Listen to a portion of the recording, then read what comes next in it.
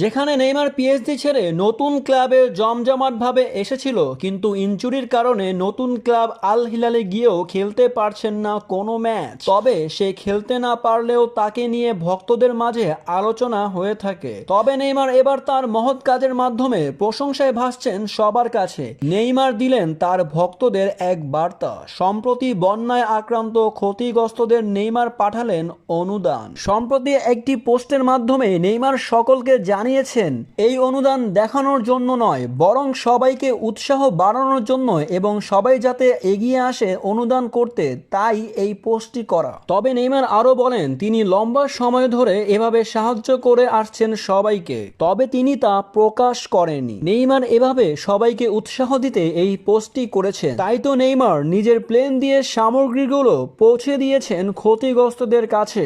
নেইমারের এমন কাজকর্মে খুশি হয়েছেন নেইমার ভক্তরা। তবে নেইমার এই কাজগুলো লক্ষ্য চোখের আড়ালে আগে থেকেই করে আসছেন, এমনটাই জানিয়েছেন নেইমার। তবে আরও জানতে এই চ্যানেলটিকে এখনই সাবস্ক্রাইব করুন।